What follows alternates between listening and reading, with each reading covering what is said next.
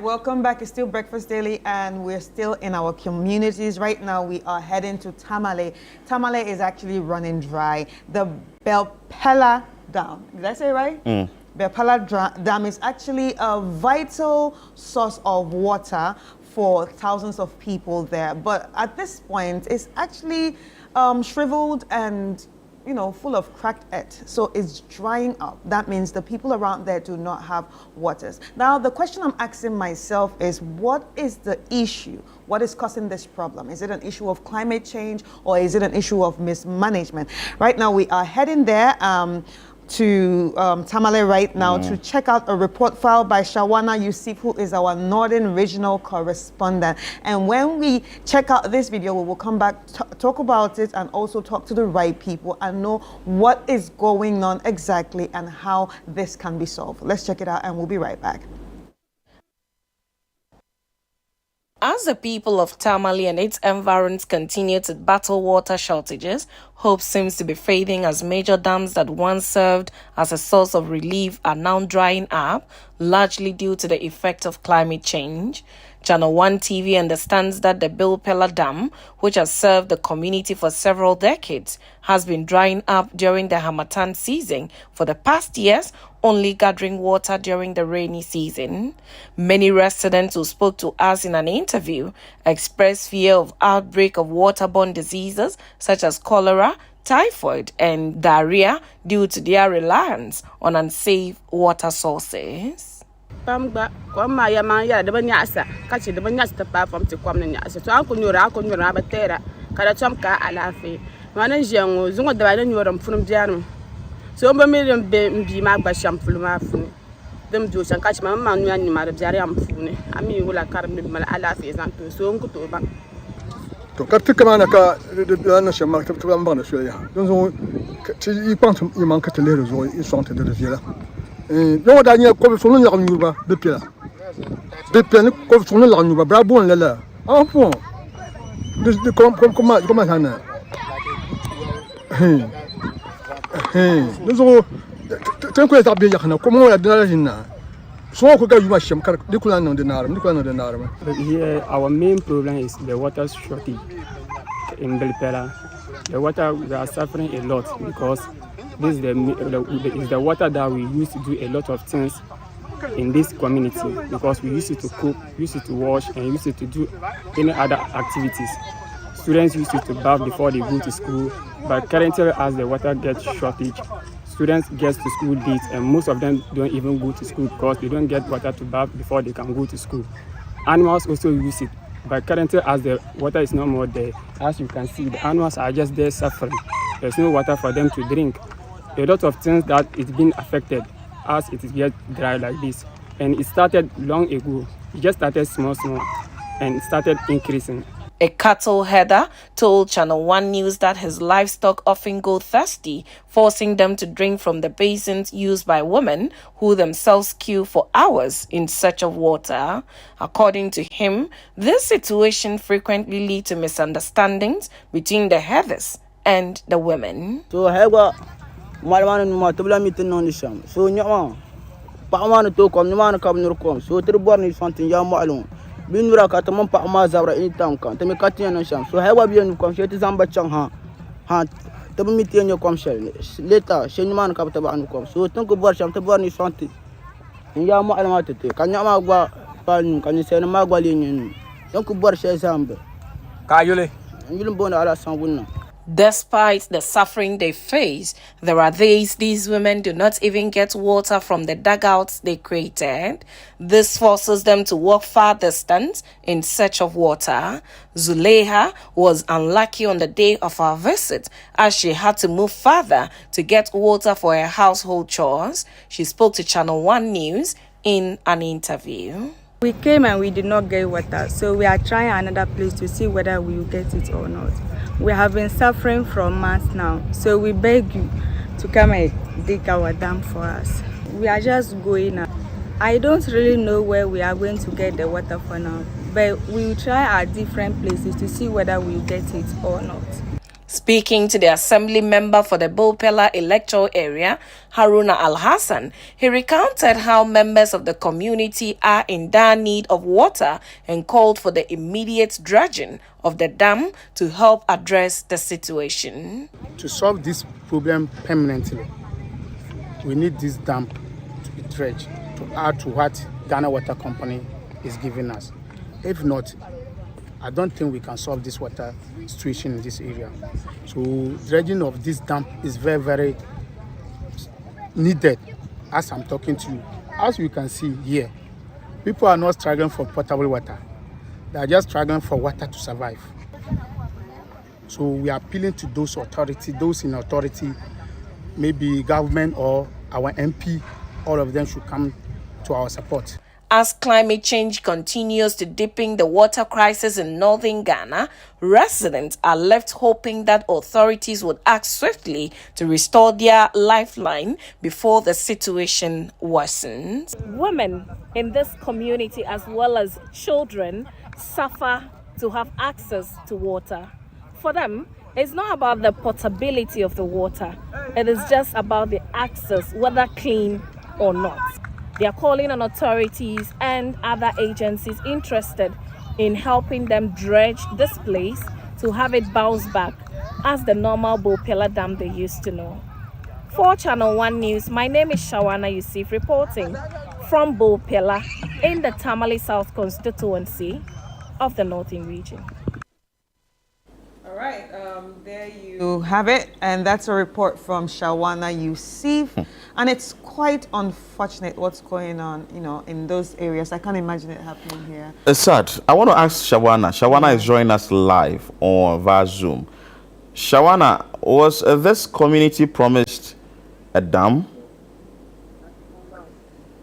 So this is it, Philip. The Belpeila Dam.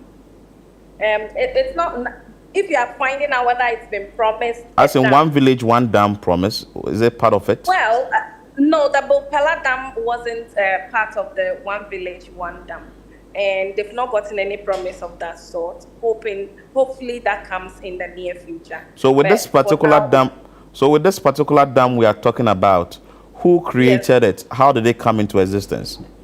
So if you saw that old man we spoke to in the interview, who is over 80 years, he tells us that this dam has been there since the Nkrumah time, and it has served them even when they were kids. And to his dismay, he's never seen the dam dry up until recent years, where for the past 2-3 years, every dry season, it dries up. And when it rains, it is able to gather water again. And we think authorities have to turn attention to it to see if it needs to be dredged, or probably there is something they need to do to ensure that it's able to hold water throughout the year and over. Right. Obviously, you are there right now. What is the mood of the people like? Is it fear? Is it sadness? Is it anger? What is it? Okay, so their mood is a combination of hopelessness, because they don't seem to see any hope in sight, and suffering also because they have to queue for long hours. Imagine having to sit there for the water to accumulate, and you use just a car, scoop it gradually so you fill a small bucket and pour it into your basin. It can take you over an hour to get a basin full of water to carry to your house. And what I picked from the grounds is that specific families took the initiative to dig the miniature wells you see in the video. And so if the particular family comes to fetch, whoever is in the queue would have to stand aside, because they took the initiative to create these wells, and it is providing water. So when they come, they have the priority, they are prioritized, because they claim ownership of the particular dugouts. And the particular well you see in the video, a lot of people don't want to use it because according to them, that particular one is not sweet. It is not tasty at all. The one you see coming from the ground itself is more tastier than the one in the well there. And though it can be compared to that of the treated water we get from the water company. And it doesn't also look clean. So when they fetch it and take it home, they need to put alums in it to make it settle they drain it, and that's the same thing they used to cook, they used to bath, they drink. In fact, we saw a young boy drink from this particular water right at the field there. Right. It's quite sad. Yeah, so I want to take you back to what you said earlier. You said the man explained to you that this dam has been there or has existed since the times of Nkrumah. But did he also say if there had been some sort of like maintenance? Does maintenance happen, like yearly maintenance happen at all? I think maintenance is what they are now calling for. It looks like the dam hasn't been maintained since its inception till now. And what they are calling for is at least a periodic dredging of the place. And probably if they could go by far to fence the place to ensure that there is this waste, be it pollutants, whatever flying around, do not get through to the dam. This particular dam, we understand, used to serve people in various communities, not just Belpeila. People come from far and near to fetch water from this particular dam. Those who are into construction get water tankers to fetch water from this dam for them to use. And it was a go-to place during the dry season when the northern part of the country experiences severe water shortages. This was a go-to place, and now it is dried up. The question is, where is the next place they can access water? And we heard some of the residents there say, if they come and they don't get water, they just keep walking and keep walking until they get to a place they're able to get water. Most of the times they walk in vain because they don't get anything at last, and they have to come back home again with their empty pans. Right. Let's talk about diseases. Are there visible signs of health concerns or water-related diseases in that area? We've not spoken to experts to find out whether the area has been recording some cases that can be related to the water situation in the area. But the assembly member, as well as a pregnant woman we spoke to in our interview, tells us that, especially the pregnant woman, she says whenever she takes the water, though it is tasteless, she has no option. That is what is available, and that is what she has to take. But she ends up having some pains in her tummy, and she doesn't even know the repercussion or the impact of that pains on the unborn child. So she's just hoping that it's not going to be something that will have a severe impact on her health and that of the unborn baby. They also complain that their children at home usually will come home from school, and then their mothers are not there to even give them food to eat because they are in long queues at the dam there trying to get water to come home for cooking and other household chores. Assembly member also tells us, from the assemblyman's perspective, he says diarrhea and other typhoid cases are on the ascendancy, but that is yet to be medically proven. But that is what he tells us as an authority in the area. Well, Shawana, hold on for us. Let's speak to a community member of Bipella, and let's understand from his perspective what the issues are. Abubakar Idusu, good morning, and many thanks for your time. Join us here on Channel One TV Breakfast Daily. Good morning. Good morning. Please, and Chris, I'm happy good. About this. And Belpeila water crisis is something that everybody is talking about. Because, first of all, I want to give thanks to you people for coming to our aid. Yeah. So, as I'm speaking, Belpeila Dam was the source of water for the whole of for the entire Tamale. But now, that water, even some people will not make the mistake to even use it to wash their legs or even to flush their toilets. But still, we are using it because we have no source of water. And even that water is now something which we are using and then frying because it's now something that can affect our health. For how long have you stayed with this issue? We have been with this issue for almost more than 4 or 5 years now. Years? Yeah, for years now. Right. And how far do you have to go just to fetch some water? Please come again. How far do you have to go just to fetch some water? Or how long does it take you just to get some of the water?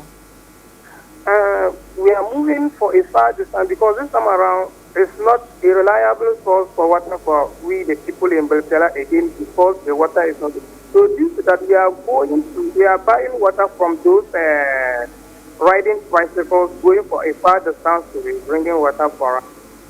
And also we are buying that 1 gallon is 3 cedis, which is even dam water, not even pipe water.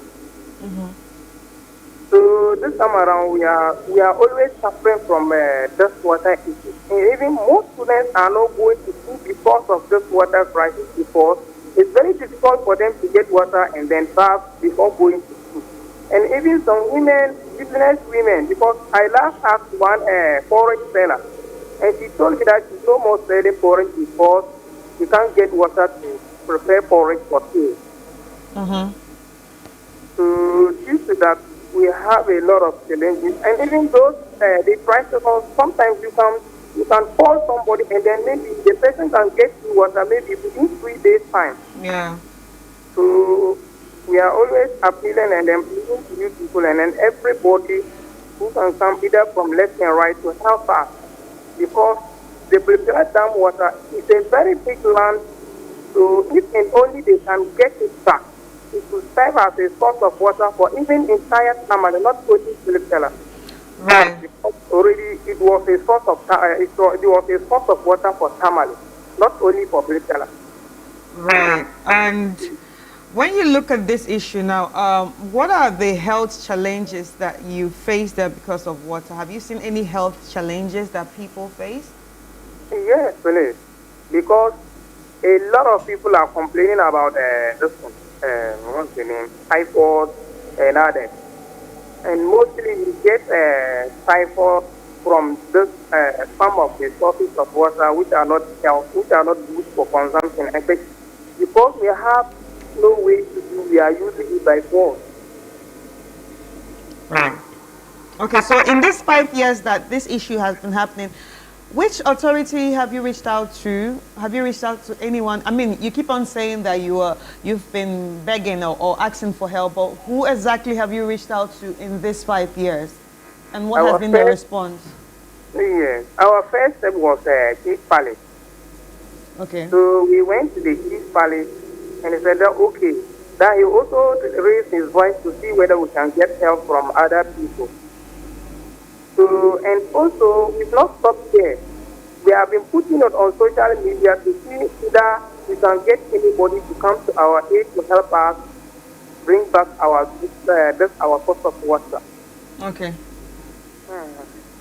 Okay, so Abubakar Idrisu, thanks for your time. He has said his part of the story from Bipella, and that is what they are facing in that particular community. Mind you, this is in the constituency, the Tamale South constituency. It's in Uncle Haruna's constituency. Yes, Haruna Idris's constituency. You could actually see them wearing his shirt. Yes, I could see it. That means they really love him. They love him so yes, much. And definitely, if they love him, it means that something must be done immediately about this. If it's something that has stayed for 4 to 5 years, it needs urgent attention. Shawana is still on the line.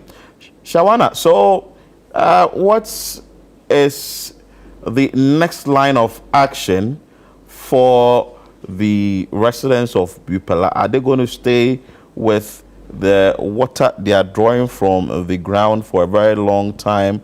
Are they going to resort to the water they are buying? And how are they living? Well, so for now, that is what they are relying on, just the water from the ground that they fetch from on daily basis. But they are hoping that some solution, and for that matter, a sustainable one, comes very soon, so that this wouldn't have to repeat itself again. Very soon, the rains would be coming, and they are looking forward to having authorities dredge that particular dam and make it more bigger and more cleaner and in a more better shape to be able to collect more water during the rainy season to store throughout the period for them to use even after the rain. So they are looking forward to that, and they are hoping hope comes soon for them to get out of this whole water difficulty they are facing at the Belpeila area due to the drying up of the Bipella Dam for some time now. But how is the weather condition in the northern part of the country, like in the northern region, like? Terrible, Philip. It is really terrible. You don't go out without a sunscreen these days. If you do, you'll come home without identifying yourself. The sun is really scorchy, and some few days back we experienced some rain, some windstorms, and we are hoping that very soon, like the meteo are saying, that the rains will set in soon, and our farmers can get to work to make up for the lapses we experienced last year. All right, so obviously we're going to call this an issue of climate change, right? Carter, please come again. I didn't get that. I said with everything that is happening with the dam, will we call it an issue of climate change? For me, I think we can relate it to the impact of climate change because, I mean, things are really, this is something we've not witnessed from an old man who is over 80 years is telling us since childhood he has never seen this. And he's lived in the community all his life. And for the past 2-3 years, it is now drying up and he doesn't understand. But I'm sure from the perspective of the scientists, they can relate it to the impacts of climate change because it is really serious. This is like a complete dry up. You don't see anything in the area of the dam where water was initially supposed to gather for people to come and fetch. People now have to dig way further, deep down the ground, to access water, so it can only be climate change. Okay, Shawana, thanks for your time and keep monitoring events for us there. Just a sad one there, and we wish them all the best in their quest to find water in the area.